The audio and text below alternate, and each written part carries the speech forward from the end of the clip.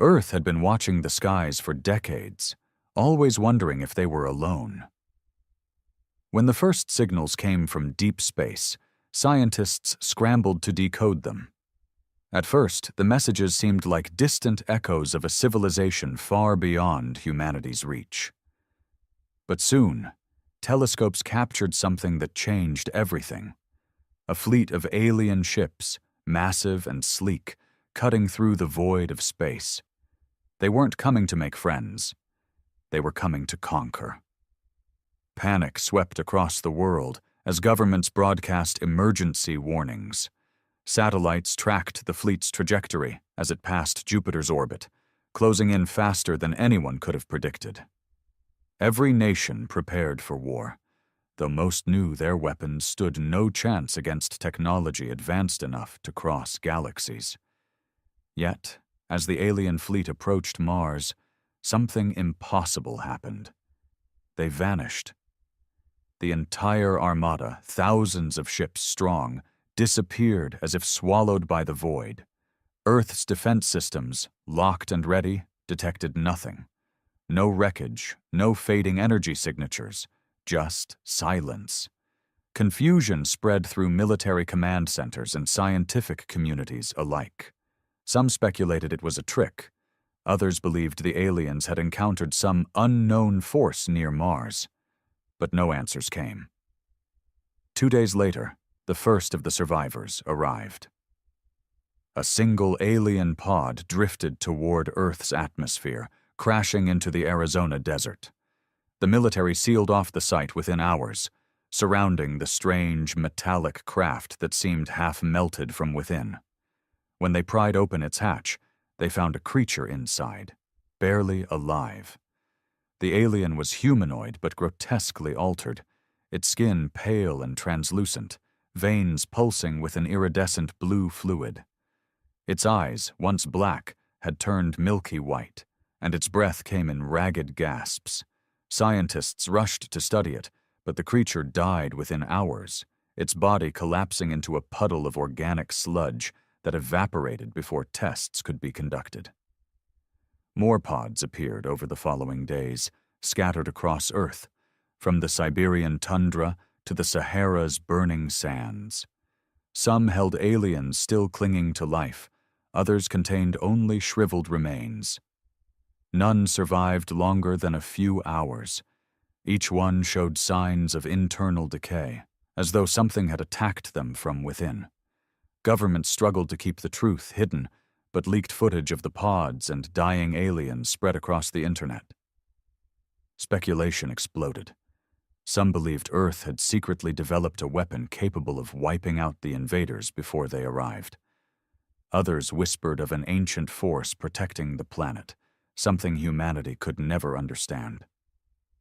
But those closest to the truth knew it was neither of these things. Dr. Elena Torres, lead astrophysicist at the Global Space Defense Initiative, was among the few who'd studied the alien signals from the beginning. Late one night, she sat alone in her lab, scrolling through data from deep space sensors. Her fingers froze on the keyboard as she spotted an anomaly, a faint pulse of energy emanating from Mars's orbit.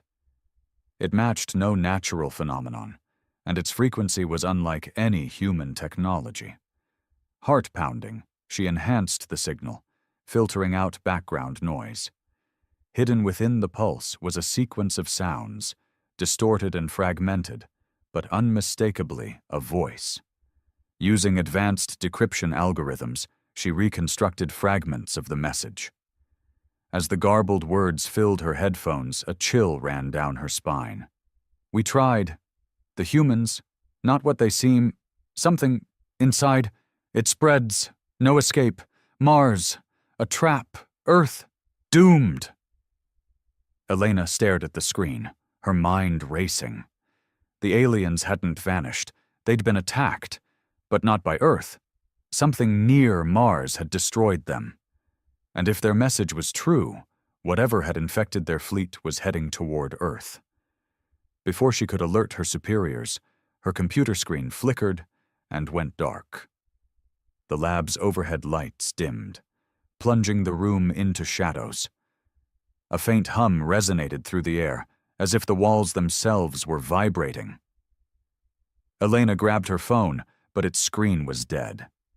Panic rising, she rushed to the door, only to find it locked tight, the keypad unresponsive. A metallic creak echoed from the lab's ventilation system. Elena backed away as cold air poured from the vents, carrying a faint chemical scent that burned her nostrils. Her breaths grew shallow, her pulse hammering in her chest. She stumbled toward the emergency exit, but her legs faltered, as though her muscles were turning to lead. Falling to her knees, she clutched at her throat, choking on invisible fumes. As darkness closed in, her last thought was a single, terrifying realization. Earth hadn't been saved from the aliens. It had been exposed to something far worse. Days passed after Elena Torres vanished from the Global Space Defense Initiative, and no one questioned her absence. Official reports claimed she'd resigned due to stress, but those who knew her best found the explanation hollow. Her research files had been sealed, her lab stripped of equipment overnight. It was as if she'd never existed. Yet whispers of her final discovery spread through underground networks. Rumors of a force near Mars that had destroyed the alien fleet and was now approaching Earth. Most dismissed the stories as fear-mongering, but a few believed. Among them was Commander David Cole of Earth's Orbital Defense Command. Cole had seen the alien pods with his own eyes. He'd stood in the quarantine labs as military scientists dissected the creatures, witnessing the strange decay that consumed them from within. And he'd heard the garbled transmission Elena had decoded before her disappearance. Unlike the others, he couldn't forget the final words.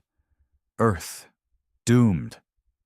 Now, standing before the reinforced windows of Earth's primary orbital station, Cole gazed at the blue planet below. The station orbited high above the atmosphere, a technological marvel designed to intercept threats from space. Yet for all its advanced weaponry, Cole couldn't shake the feeling that they were unprepared. A soft chime broke the silence, and Cole turned to see Lieutenant Sarah Vance entering the control room. Her face was pale, eyes wide with unspoken fear. "Sir, we've detected something," she said, her voice tight. "A cluster of unidentified objects moving past the asteroid belt. Trajectory indicates they'll reach Mars within 24 hours. Cole's pulse quickened. "Show me." Vance activated the holographic display, projecting a three-dimensional map of the solar system. Small red dots moved steadily toward Mars, their formation chaotic and erratic, as if they were fleeing something unseen. But what caught Cole's attention wasn't the objects themselves. It was what followed behind them. A vast shadow loomed at the edge of the display, its exact dimensions unclear. Sensors couldn't define its shape or composition, only that it emitted no heat, no light, nothing. Just a void moving through space, swallowing all signals that touched it. Cole leaned closer, eyes narrowing. "Is this a ship?" Vance shook her head. "Unknown, sir. Our instruments can't penetrate it, but whatever it is, it's enormous. Larger than any object we've ever recorded beyond Jupiter." A cold knot formed in Cole's stomach. "Have we sent probes?" "3 so far," Vance replied. "All went dark within minutes of approaching the anomaly. No data returned." Cole clenched his jaw. The aliens who'd tried to conquer Earth had vanished near Mars, destroyed by something they couldn't fight. And now that same force was coming closer. "Alert all defense stations," he ordered. "Raise threat level to maximum and prepare the orbital cannons. If this thing comes within range, we fire." Vance hesitated. "Sir, with respect, what if it's not something we can stop?" The aliens were more advanced than us, and they didn't stand a chance. Cole's gaze hardened. "Then we die fighting. Humanity won't go down without a fight." Hours passed in tense silence as the unidentified objects approached Mars. The world below remained oblivious, governments maintaining a strict information blackout to prevent mass panic. Only those within the military and scientific elite knew the truth, that Earth stood on the brink of annihilation. At precisely 0200 hours, the first anomaly occurred. Orbital sensors detected a sudden burst of electromagnetic interference near Mars, followed by a surge of heat and radiation. Surveillance satellites captured fragmented images, brief glimpses of colossal tendrils emerging from the void, lashing out with impossible speed. The fleeing objects, once assumed to be remnants of the alien fleet, vanished one by one, consumed in flashes of blue-white energy. Inside Earth's orbital station, alarms blared as data streams filled with static. Cole and his team scrambled to maintain sensor locks, but the interference grew stronger by the second. "Status!" Cole barked over the chaos. "Massive energy surges near Mars, sir," Vance shouted above the noise. "Our instruments are failing. Whatever that thing is, it's distorting space-time itself." Visual feed. The holographic display flickered, then stabilized. What they saw froze them in place. A shape loomed beyond Mars, partially obscured by the planet's thin atmosphere. It was neither ship nor creature, but something in between. A vast amalgamation of organic tissue and metallic spires, shifting and twisting as if alive. Its surface pulsed with sickly blue light, veins of energy coursing through chitinous armor. Long tendrils extended from its core, each one tipped with jagged, crystalline growths that seemed to absorb the faint starlight around them. Then, as if sensing their gaze, the entity turned. Though it possessed no eyes, its presence seemed to focus on Earth's orbital station. A low-frequency hum resonated through space, vibrating the station's hull and sending shivers down every spine. "Sir, it's locking onto us," Vance whispered, her voice barely audible. Cole forced his fear aside, slamming his fist on the emergency console. "Fire all orbital cannons. Target the core and don't stop until that thing's dust." The station's railguns and plasma batteries roared to life, unleashing a barrage of energy blasts and hypersonic projectiles. Bolts of plasma seared through space, leaving trails of ionized gas in their wake. Railgun slugs, accelerated to near-light speed, slammed into the entity's surface with devastating force. For a moment, hope flared. Sections of the creature's outer shell shattered under the assault, releasing bursts of iridescent fluid that crystallized upon contact with vacuum. But the damage was superficial. The entity shifted, its wounds sealing almost instantly as tendrils extended toward the station, moving faster than any human weapon could track. Cole braced himself as the tendrils closed in. And then, without warning, the creature stopped, its entire form convulsed, as if struck by an invisible force. The blue light within its core flickered, growing erratic and unstable. Energy pulses rippled across its surface, each one stronger than the last. The entity twisted and writhed, its tendrils retracting as though in agony. "What's happening?" Cole demanded, gripping the console. Vance's eyes darted across the chaotic data streams. "I don't know, it's reacting to something. There's a secondary energy source near Mars. It's inside the planet." Cole's heart pounded. Inside Mars? Before he could process the implications, the creature's core exploded in a burst of blinding blue light, sending shockwaves rippling through space. The station's shields flared as debris scattered in all directions. But the worst had passed. The void that had consumed the alien fleet was gone. As silence returned, Cole exhaled slowly, shoulders sagging with exhaustion. Yet a single question lingered in his mind. If something inside Mars destroyed that creature, what will it do when it turns its gaze toward Earth? News of the anomaly's destruction never reached the public. Governments scrambled to suppress any leaked footage, erasing evidence from satellites and silencing those who asked too many questions. Yet within the highest ranks of Earth's military and scientific communities, a new fear took root. The entity had been powerful beyond comprehension, but something inside Mars had obliterated it within seconds. Commander Cole sat in the dimly lit war room of Earth's Orbital Defense Command, staring at holographic schematics projected above the steel table. Images of Mars rotated slowly, marked with red zones where sensors had detected strange energy signatures. Since the entity's destruction, those signals had grown stronger, as if something beneath the planet's surface had awakened. Across the table, General Catherine Briggs, head of Earth's Strategic Space Command, studied Cole with a hard gaze.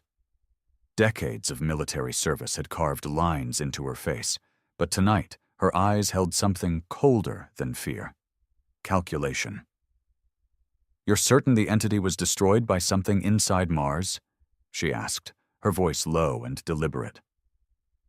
"Yes, ma'am," Cole replied. "Our sensors detected a secondary energy pulse originating beneath the planet's surface. The creature's core destabilized immediately after that pulse." Briggs tapped her fingers against the steel table, each movement precise. "And what's the current status of the energy source?" "It's still active," Cole said, "but its output is increasing. Whatever's down there, it's getting stronger." Briggs leaned back, expression unreadable. "We can't afford to wait. Launch a recon team, deep surface insertion. I want eyes on the source." Cole hesitated. "With respect, General, that's a risk we can't predict.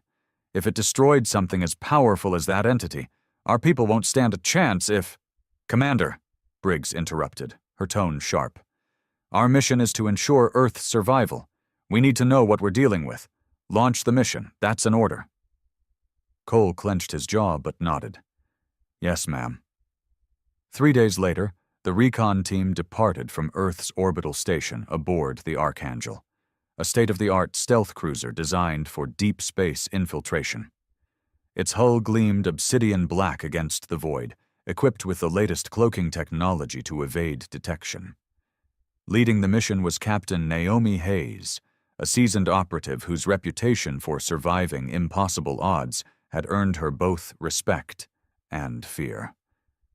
Beside her stood Lieutenant Ethan Park, a cybernetics specialist whose neural implants enhanced his reflexes and cognitive speed. The rest of the team, 10 elite soldiers equipped with advanced exosuits, prepared for planetary insertion as the cruiser approached Mars. Inside the command deck, Hayes adjusted her headset as the planet loomed on the main display. Clouds of red dust swirled across its surface, obscuring deep canyons and jagged mountain ranges. Yet beneath the barren crust, sensors detected something unnatural, a pulse of energy that resonated through the planet's core like a slow, steady heartbeat. "Approaching drop zone," the pilot announced. "Surface insertion in 60 seconds. Hayes activated her suit's internal comms. "Team, status check." "Systems green," Park replied, his voice calm. "Neural interface calibrated, ready for insertion." "Alpha Squad, ready," echoed Sergeant Ramirez, leader of the ground unit. The Archangel descended through Mars's thin atmosphere, its thrusters leaving faint trails of blue plasma against the rust-colored sky. Automated defense systems scanned the surface for potential threats, but found none. Only silence and wind howling through ancient canyons. As the cruiser approached the insertion point, a crater near the planet's equator, the pulse of energy grew stronger, vibrating through the ship's hull like a distant drumbeat. Instruments flickered as interference increased, but the pilot maintained control. "Initiating drop sequence," he announced. "Hold tight." The ship's belly opened, releasing the drop pods, sleek capsules reinforced with adaptive armor designed to withstand high-speed impact. Hayes gripped the harness inside her pod, as it accelerated toward the surface, her pulse steady despite the rapid descent. Outside the narrow viewport, red dust blurred past in streaks of copper and gold. Seconds later, the pods slammed into the ground, shock absorbers engaging to cushion the impact. Armor plating retracted with a hiss of hydraulics, allowing the soldiers to emerge onto the surface. Hayes stepped into the thin Martian air, her suit's filtration systems automatically adjusting to the low oxygen levels. Around her, jagged cliffs rose from the crater's edge, casting long shadows beneath the pale sun. "Alpha Squad, form up," she ordered. "Park, get me a fix on the energy source." Park knelt beside a portable scanner, its sensors calibrated to detect anomalous energy signatures. The device emitted a faint hum as he adjusted the controls. "Source is directly beneath us," he reported, "approximately 3 kilometers underground. I'm detecting artificial structures, metallic alloys not found in any known human technology." Hayes exchanged a glance with Ramirez. "Artificial? You're saying there's a facility down there?" "Not just a facility," Park replied. "A network of tunnels and chambers. Something massive. It's ancient, but still active." Ramirez tightened his grip on his plasma rifle. "If it's been down there all this time, why's it waking up now?" Before anyone could answer, the ground beneath their feet trembled. Dust cascaded from the crater walls as deep vibrations resonated through the rock, growing stronger with each pulse. Instruments crackled with static, interference levels spiking off the charts. "Movement below us!" Park shouted. "Something's—" A deafening roar erupted from beneath the surface, and the ground split apart with a thunderous crack. Hayes stumbled as jagged fissures opened beneath her feet, forcing the team to scatter. From the depths of the earth, metallic tendrils shot upward, sleek and segmented, tipped with crystalline blades that gleamed in the sun. They moved with unnatural speed, slashing through the air as if searching for prey. "Open fire!" Hayes barked, raising her plasma rifle. Bolts of energy lanced through the air, striking the tendrils with bursts of molten metal and shattered crystal. Yet the tendrils continued to rise, dozens of them weaving through the air like serpents. One lashed toward Park, but he dove aside, rolling across the rocky ground as its blade slashed through the air where he'd stood moments before. "Fall back to the ridge," Hayes ordered. "We need cover." The team retreated toward the crater's edge, firing as they moved. Ramirez's squad unleashed a barrage of explosives, shattering several tendrils into molten fragments. Yet more continued to emerge, their movements synchronized as if guided by a single intelligence. As they reached the ridge, Hayes activated her comms. "Archangel, this is Ground Team 1. We're under attack. Request immediate extraction." Static answered her call. The interference had severed their communications. Gritting her teeth, Hayes turned to Park. "We need a way to disable whatever's controlling these things. Can you pinpoint the main power source?" Park ducked behind a rock, adjusting his scanner as tendrils lashed overhead. "Working on it. Hold them off a little longer." The ground beneath them trembled again, and a low, resonant hum echoed through the air. Deep and ancient, like the voice of something that had slept for millennia and was now awakening with purpose. Beneath the planet's surface, unseen and unstoppable, something stirred, and Earth's first encounter with its true power was only beginning. Beneath the cracked Martian surface, the hum deepened, resonating through the air with a force that vibrated through bone and steel alike. Hayes gritted her teeth against the pressure, plasma rifle clutched tight as she fired at the relentless tendrils closing in. Ramirez's squad held the line, exosuits hissing as they absorbed impacts and amplified the soldiers' strength. But for every tendril they shattered, more rose from the fissures, faster, stronger, adapting to their attacks. "Park!" Hayes shouted over the chaos. "We're getting torn apart out here!" I've almost got it. Park knelt behind a slab of shattered rock, his scanner flickering from interference. Sweat beaded on his brow as his neural implants struggled to filter the overwhelming energy signatures beneath them. There's a central core, 500 meters below. If we can disable it, we might shut this whole system down. 500 meters! Ramirez fired a burst of plasma that severed a tendril mid-strike. Unless you've got a drill in that scanner, we're not getting down there. Another tremor rocked the ground, sending soldiers sprawling as fissures widened. Hayes staggered but kept her footing, eyes locked on the largest crack ahead. The hum rose to a deafening pitch. Then, with a sound like thunder tearing the world apart, the earth collapsed inward. Dust and rock cascaded into the abyss as the team scrambled back from the widening chasm. From the depths emerged a shape that dwarfed the tendrils. It rose slowly, segmented armor gleaming with blue bioluminescence beneath plates of blackened metal. The creature's form was vaguely humanoid, tall and skeletal, with elongated limbs that ended in razor-sharp claws. Its head lacked eyes, yet Hayes felt its attention settle on them with suffocating intensity. "What the hell is that?" Ramirez whispered, voice shaking. "I don't know," Hayes replied, "but it's not letting us leave alive." The creature moved with terrifying speed, claws slicing through rock as it charged forward. Plasma fire scorched its armor, but the impacts barely slowed its advance. Soldiers fell back, weaving between jagged stones as they fired in desperation. Hayes dodged a swipe that sliced through the air with a sound like tearing steel, rolling aside as shards of rock exploded around her. "Fall back," she shouted. "Regroup near the drop pods. We need—" Before she could finish, the creature lunged. Hayes barely had time to raise her rifle before a claw slammed into her side, throwing her through the air. She hit the ground hard, armor scraping against stone as she tumbled across the crater floor.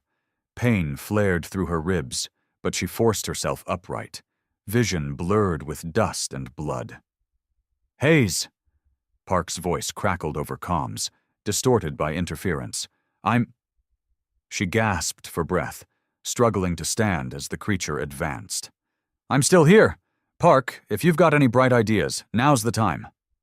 "I've located an access tunnel," Park replied. "It leads directly to the core. If we can reach it, I might be able to override whatever's controlling this thing." "Then let's move!" Ramirez and his remaining soldiers laid down suppressive fire as Hayes sprinted toward Park's position. Tendrils lashed through the air, narrowly missing her as she ducked and wove through the chaos. The ground beneath her feet vibrated with the pulse of the core, faster and stronger with every beat, like a heart accelerating toward some terrible climax.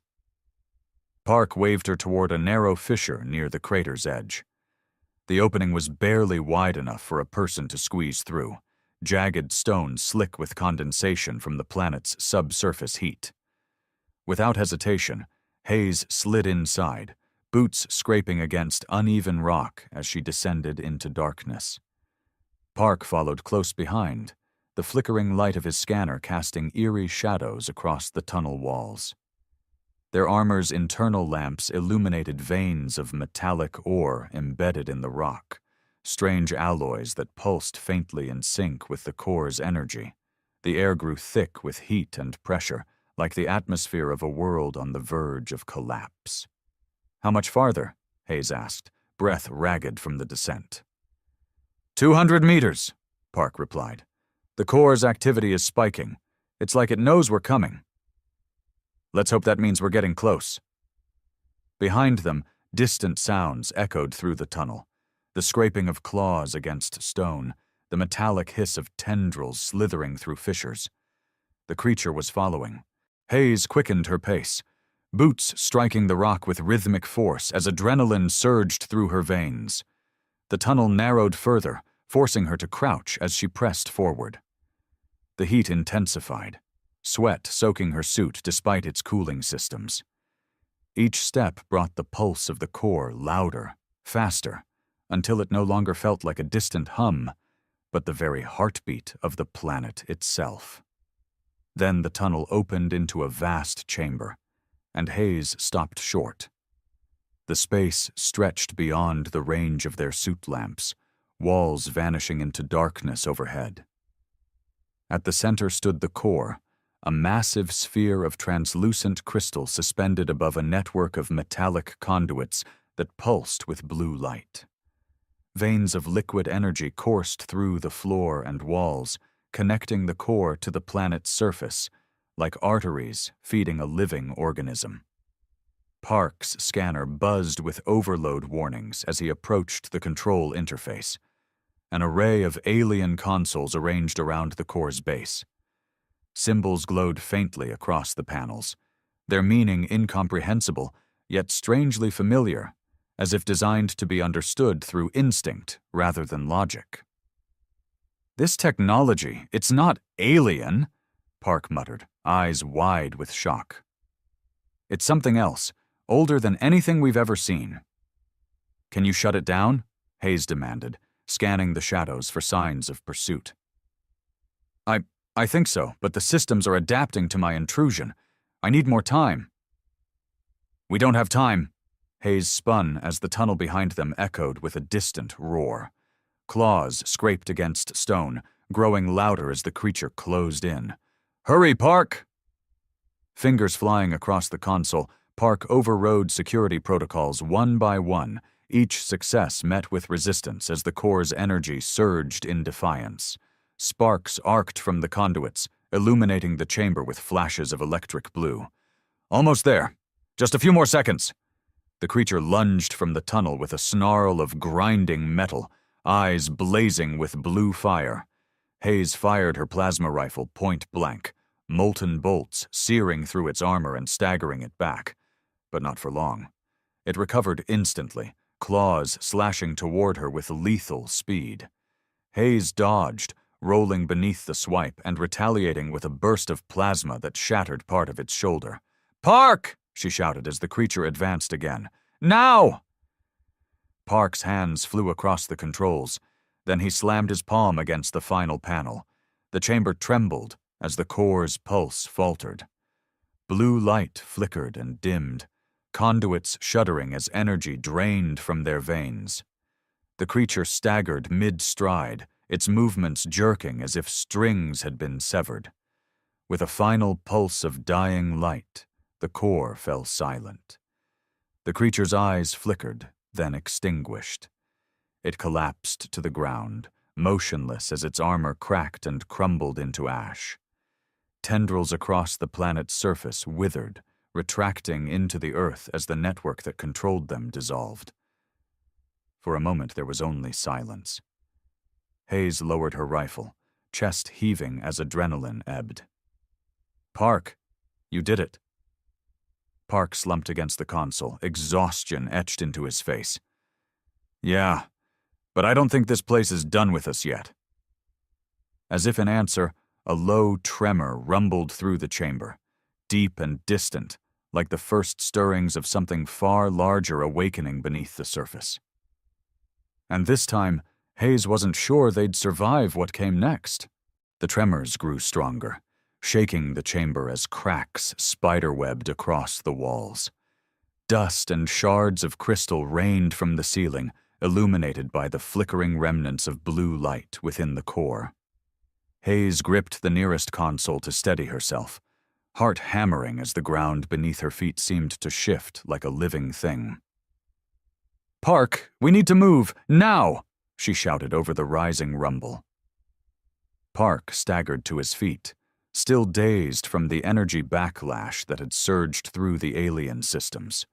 His neural implants flickered, struggling to recalibrate in the electromagnetic chaos. "The whole structure's destabilizing. I must have triggered a failsafe when I shut down the core." "Well, you did a hell of a job," Hayes snapped, already scanning the chamber for an exit. The tunnel they'd come through was collapsing, stone and debris crashing down to seal their path. Her suit's sensors registered rising temperatures and toxic gases leaking from fissures beneath the floor. If they didn't escape soon, the planet itself would kill them. Park tapped at his scanner with shaky hands. There's another tunnel on the far side of the chamber. It leads deeper underground. Might connect to a secondary access point. Deeper? Hayes shot him a look. That's the opposite of getting out of here. I know, Park barked, but it's the only way forward. The surface route's gone. Another quake rocked the chamber, tilting the floor beneath their feet. Hayes bit back a curse, forcing herself to focus. Every instinct screamed to get out, but standing here debating would only get them killed. Fine, move, she ordered, grabbing Park's arm and half-dragging him toward the far wall. They sprinted across the collapsing floor, dodging chunks of debris as conduits burst with arcs of blue-white energy. Molten fluid leaked from fractured veins, scorching the rock with acrid steam. The air grew thick with heat, each breath burning Hayes' lungs despite her suit's filtration systems. Ahead, the tunnel yawned open, narrow, jagged, and barely stable. Hayes shoved Park inside first, then dove after him as the floor behind them split apart with a deafening roar. The entrance collapsed the moment she cleared it, sealing them inside the narrow passageway. For a moment, there was only darkness.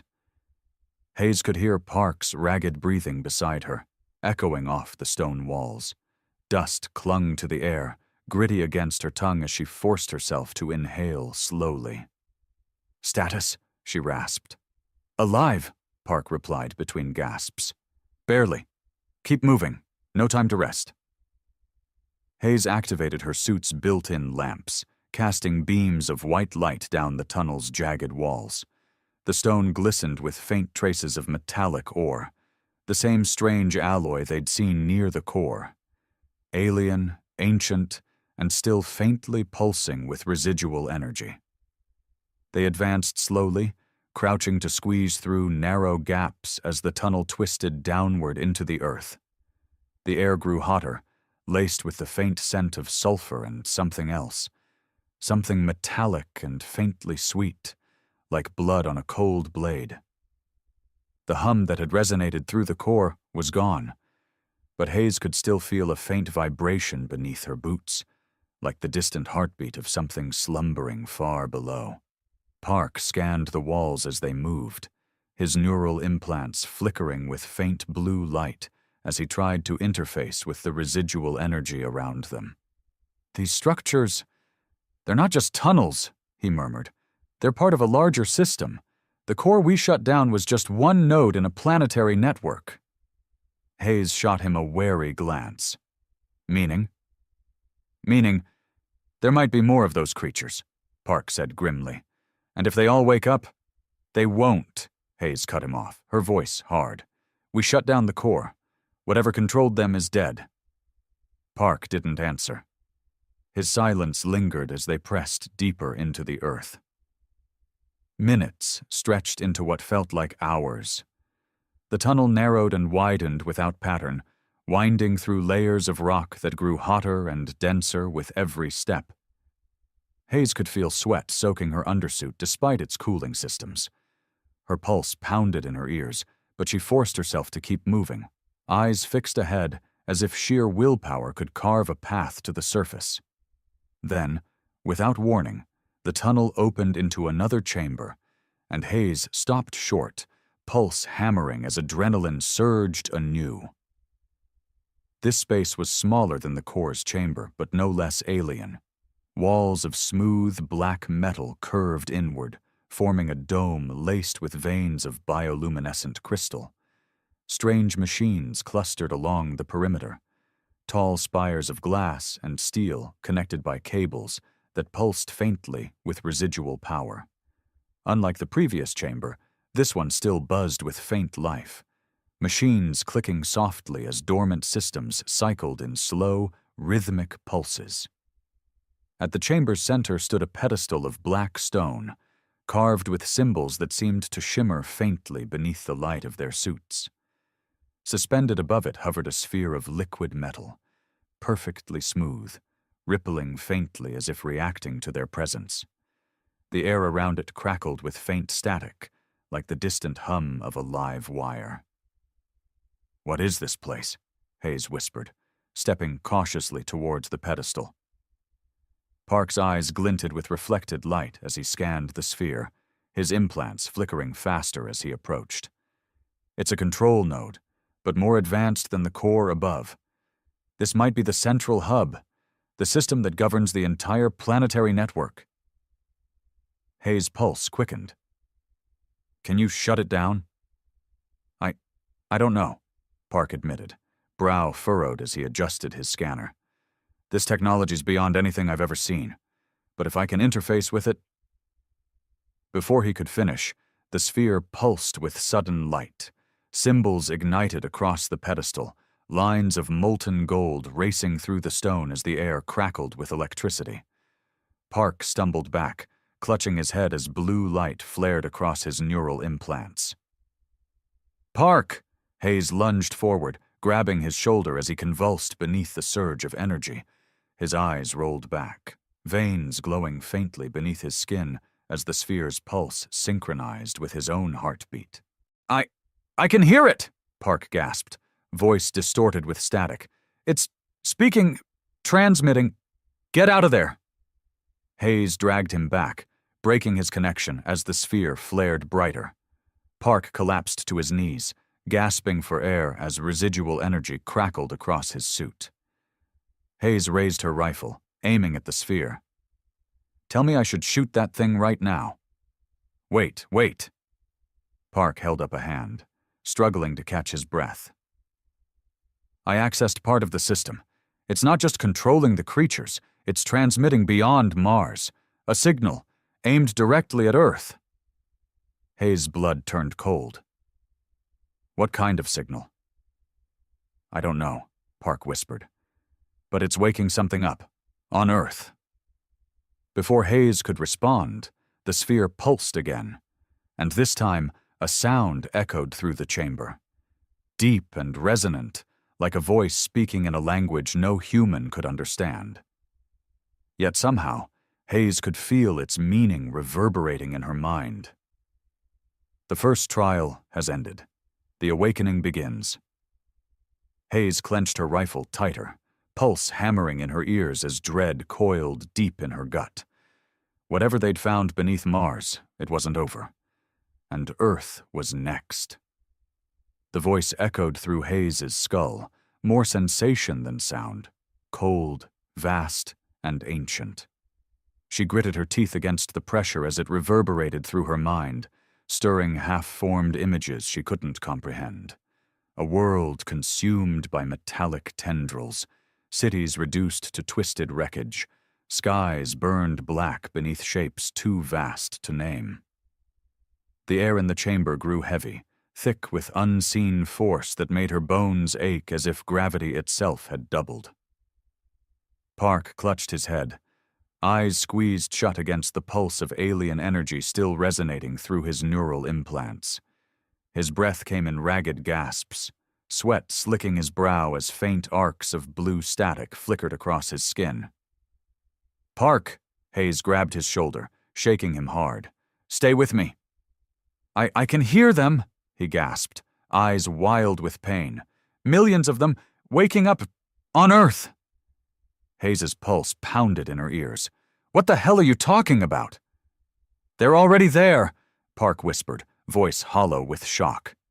Buried deep, dormant for centuries, waiting for the signal. The metallic sphere above the pedestal pulsed again, brighter this time, its surface rippling as if something beneath its liquid surface was straining to break free. The alien machines surrounding the chamber hummed louder, circuits flickering to life as dormant systems rebooted. Energy surged through the walls, veins of molten gold igniting in intricate patterns that pulsed faster and faster, like the accelerating heartbeat of something vast and unseen. Hayes stepped between Park and the sphere, raising her plasma rifle as blue sparks arced from the pedestal. I'm shutting this thing down, now! Wait! Park gasped, staggering upright. If you destroy it, we lose any chance of stopping the signal. I can override the transmission, cut off the awakening before it reaches full activation. We don't have time for... The ground beneath their feet lurched, nearly knocking them both to the floor. Dust rained from the ceiling as distant echoes reverberated through the tunnels, low and rhythmic, like the footsteps of something enormous stirring far below. The air crackled with rising heat as faint tremors shook the walls, growing stronger with each pulse of the sphere. Hayes swore under her breath, heart hammering against her ribs. They were out of time. Whatever slumbered beneath Mars was waking, and if Park was right, Earth would be next. "Do it," she barked. "Cut off that signal, whatever it takes." Park stumbled back to the pedestal, fingers flying across its alien interface as holographic symbols flared to life above the console. His neural implants flickered brighter as he synced directly with the system, eyes darting beneath closed lids as streams of alien code flooded his mind. "The transmission's already halfway to Earth," he shouted over the rising hum of machinery. "If it completes, every dormant node on the planet will activate."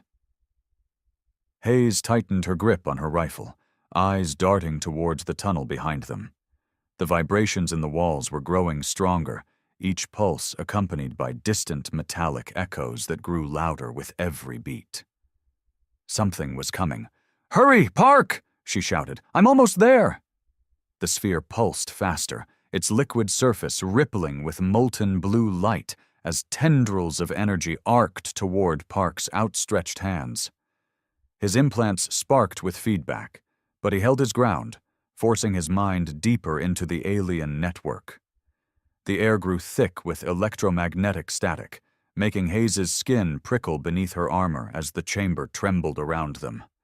Then, with a sound like breaking glass, the tunnel behind them exploded. Hayes spun as shards of rock and metal rained through the air, heat searing her faceplate as a massive shape burst into the chamber. It was larger than the creature they'd faced above. Twice as tall, its skeletal frame encased in obsidian armor laced with molten veins of blue energy. Its elongated skull tilted toward them with inhuman grace, eyeless sockets glowing with cold fire as it stepped forward on clawed limbs that gouged deep furrows into the stone floor. Hayes fired without hesitation, plasma bolts scorching through the air as she unloaded her rifle into the creature's chest. Molten metal erupted from its wounds, but it didn't slow, the wounds sealing almost instantly as its claws slashed toward her with lethal speed.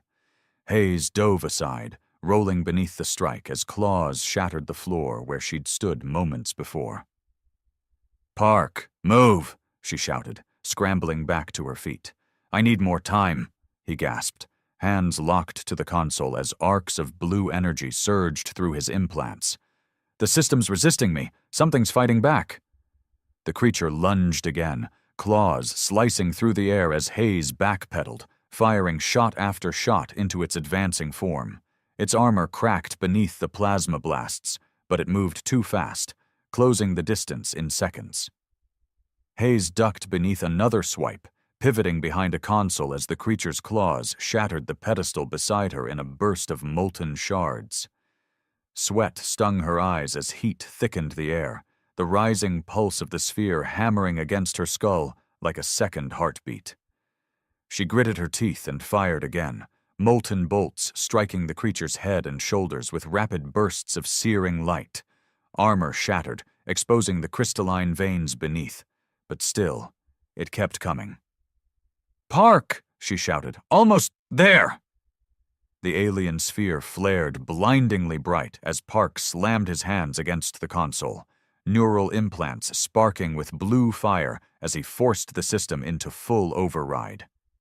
Energy surged through the walls, molten veins blazing with golden light as alien symbols burned red-hot across the pedestal. Sparks erupted from the surrounding machines as circuits overloaded, metal conduits melting beneath the surge of power, and with a final pulse of searing light, the sphere collapsed inward, imploding into a singularity of molten metal that vanished with a deafening thunderclap. The creature recoiled as if struck, its entire frame convulsing as arcs of blue energy surged wildly beneath its armor. Hayes seized the opening, leveling her rifle and firing point-blank into its exposed chest, each shot tearing deeper into its core until molten fluid sprayed across the chamber walls. With a final, inhuman shriek, the creature collapsed, armor fracturing into molten shards as its skeletal frame disintegrated into ash. Silence fell. Hayes staggered back, chest heaving as adrenaline drained from her limbs. The air still crackled with residual static, but the oppressive pressure that had filled the chamber was gone. The metallic veins along the walls faded to dull gray, their energy spent as the network went dormant once more. Park collapsed to his knees beside the shattered pedestal, sweat soaking his face as the last sparks of blue light faded from his implants. Hayes knelt beside him, gripping his shoulder. "Park, you did it." I think so," he gasped, struggling to catch his breath. "The signal, it's cut off. The nodes on Earth won't activate now. We stopped the awakening." Hayes exhaled slowly, her entire body aching with exhaustion. For the first time in what felt like hours, she allowed herself to believe they might survive this. "Let's get the hell out of here," she said, pulling Park to his feet. They turned toward the far side of the chamber, where another tunnel stretched upward into darkness, their only path to the surface. But as they approached the exit, a faint vibration stirred beneath their boots, deep and distant, like the echo of something far below that had yet to fully awaken. Park paused, eyes wide with sudden realization. "Wait, this network wasn't just transmitting to Earth." Hayes froze. "What do you mean?" Park's voice was hollow with dread. "The signal. It wasn't just calling the nodes on Earth. It was broadcasting beyond the solar system." Hayes's breath caught in her throat. "Beyond..." Before she could finish, a deep, resonant hum vibrated through the chamber, low and vast, like the breath of something awakening across the void. Far above, beyond the thin skies of Mars, distant stars began to flicker with faint blue light. The hum vibrated through the stone walls, low and distant, like the breath of something unimaginably vast stirring from ancient slumber. Hayes felt it in her bones, resonating beneath her armor as faint tremors shuddered through the ground. The air seemed to thicken again, heavy with the scent of molten metal and something older, like the cold breath of space itself. Park clutched his scanner with trembling hands, eyes locked on the readings flickering across its cracked screen. "It's not stopping." The transmission cut off locally, but something out there heard it. Hayes stepped closer, heart hammering against her ribs. "Who? Another fleet like the one we destroyed?" Park shook his head, eyes wide with dread. "No, this is bigger. I'm detecting gravitational anomalies beyond the outer planets. Distortions in space-time like something moving toward the solar system. Fast." "Define fast," Hayes demanded. "Relativistic speed, close to light speed." Park swallowed hard. "They're still months away, maybe longer depending on their approach vector, but they're coming." Hayes' blood ran cold. The first alien fleet had been terrifying enough, armed with technology centuries beyond humanity's grasp. But whatever was coming now, it had answered a signal sent by something older than Earth itself. "We have to warn Earth," she said. "If we can get a signal through the interference..." Another tremor cut her off, shaking the ground hard enough to knock her off balance. Stone cracked overhead as molten veins within the walls flared faintly, like a heartbeat struggling to restart. Hayes cursed under her breath, hauling Park upright. "No more delays. Move!" They sprinted toward the tunnel, boots pounding against stone as echoes chased them through the narrowing passageway. The air grew hotter the deeper they went, thick with the scent of scorched rock and ozone. Park stumbled, exhaustion dragging at his steps, but Hayes gripped his arm, dragging him onward. Minutes stretched into an eternity as they climbed through twisting tunnels, lungs burning with each breath of thin, heated air. Stone scraped against armor as the walls narrowed, forcing them to crawl through sections where rockfalls had partially sealed the path.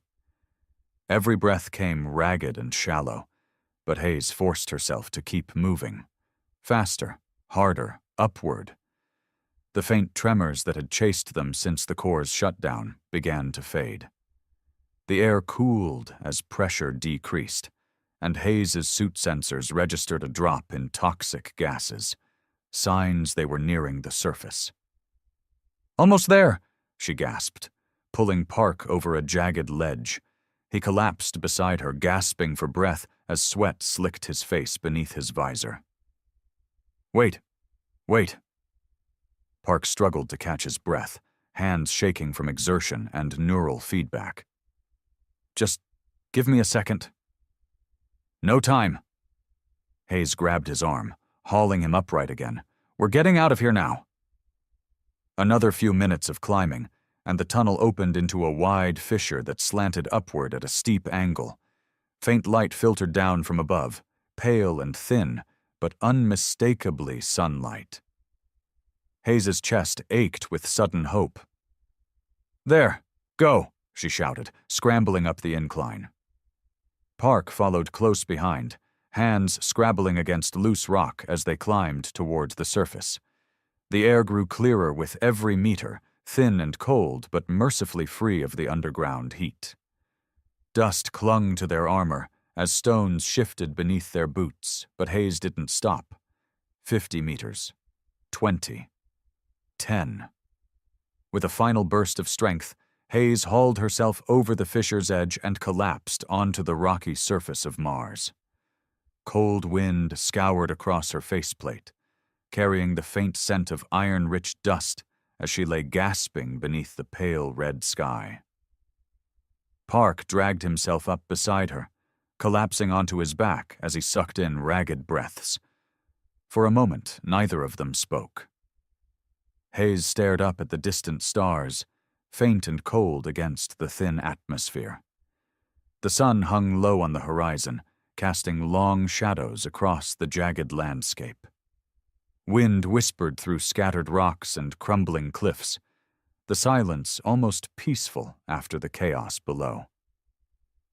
But Hayes couldn't shake the chill coiling deep in her chest. "They're coming." Park's voice broke the silence.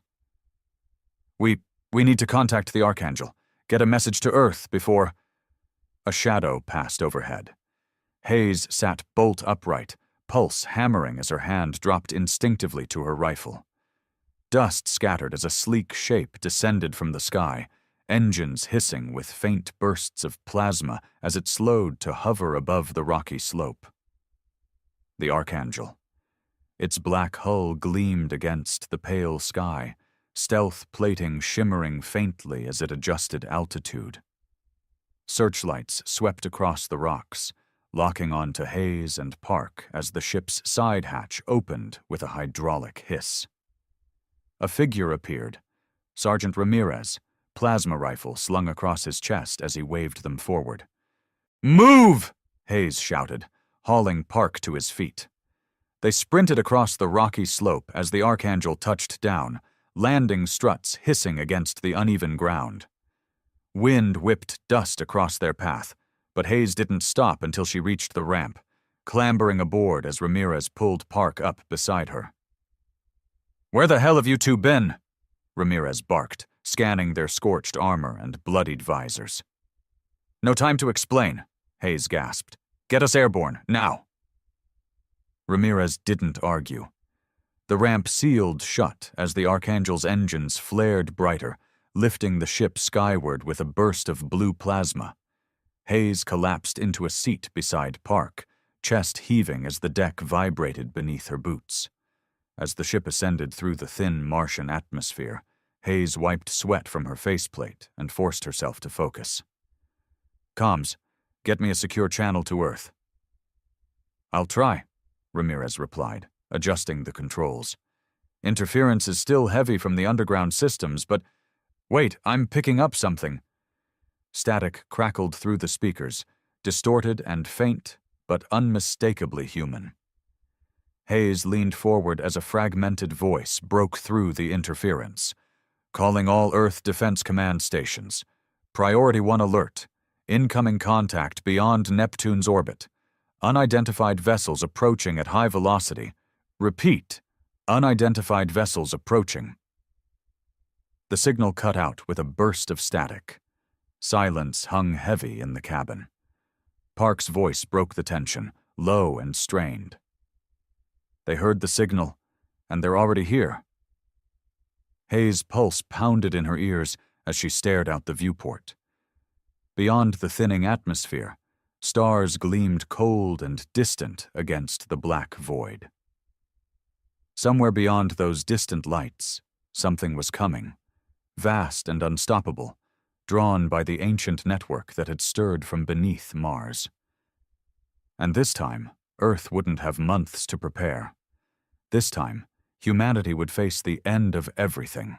Earth's horizon gleamed in the viewport of the Archangel, blue and white against the void of space.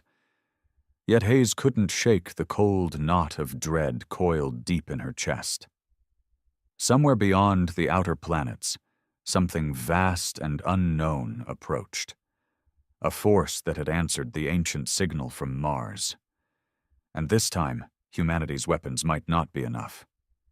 Park sat beside her, silent and pale, his neural implants flickering faintly with residual feedback from the alien network. Though the transmission had been cut off before reaching full activation, its echoes still clung to him, half-formed impressions of a presence too vast to comprehend. "They're not like the First Fleet," he murmured. "Those were just scouts.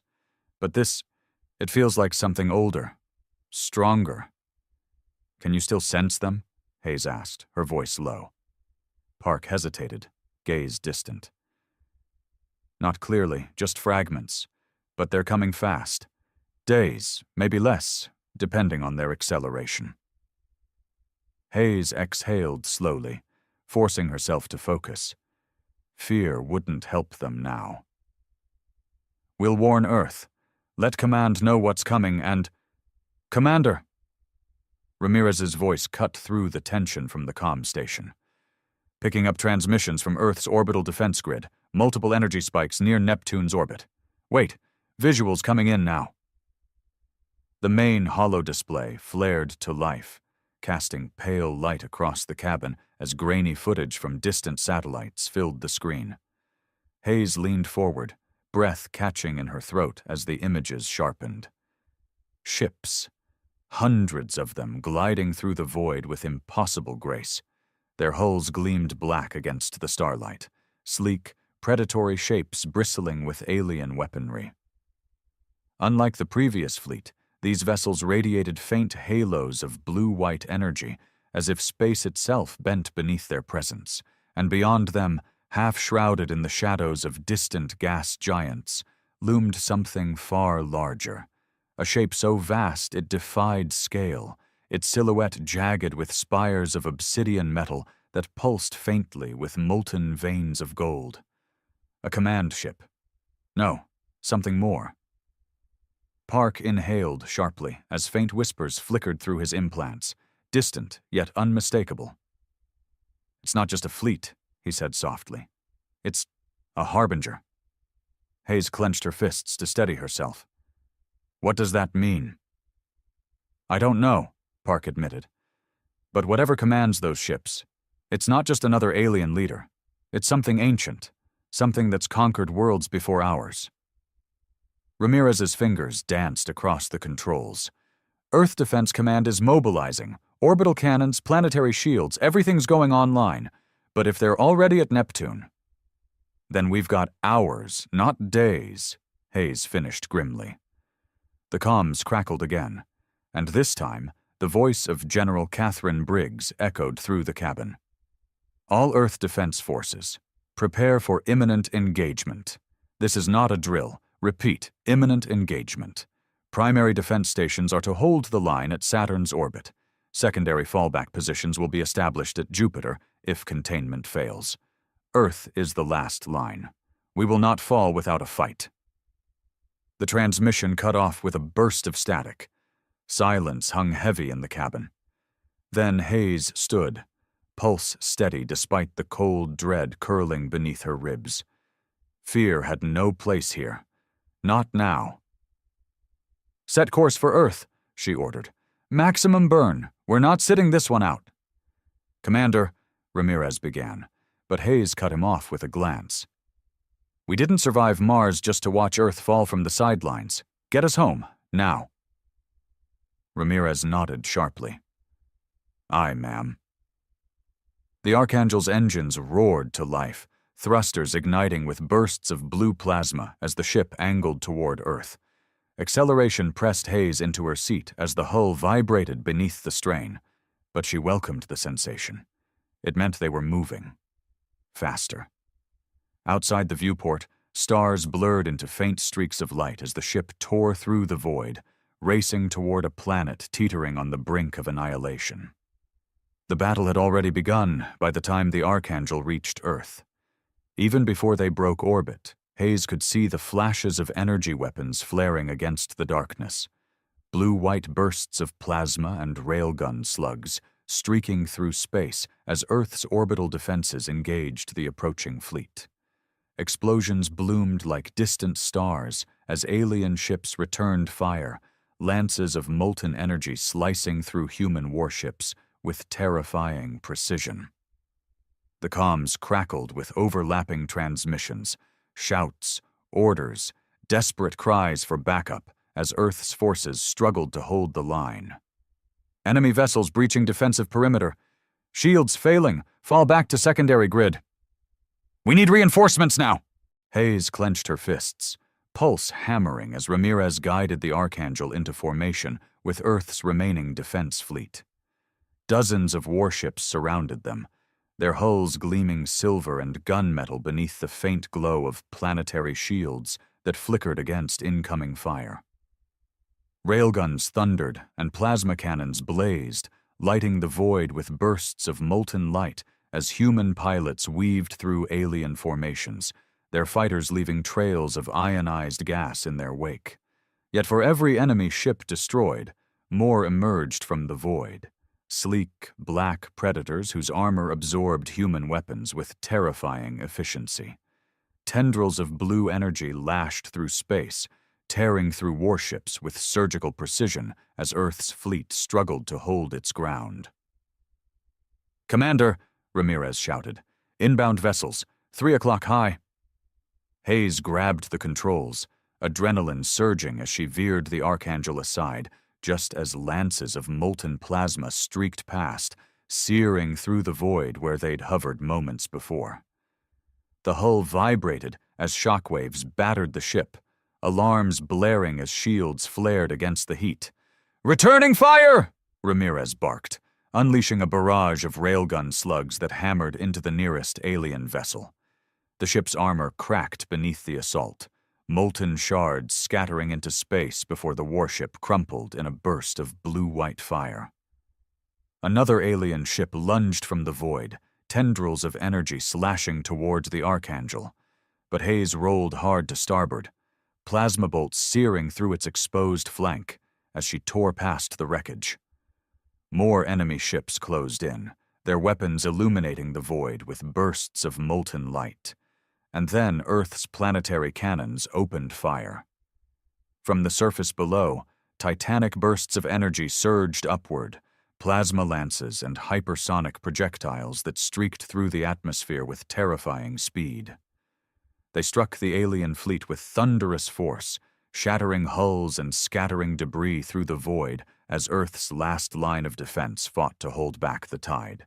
Yet still, the alien command ship loomed beyond the battle, untouched and unmoving, watching, waiting.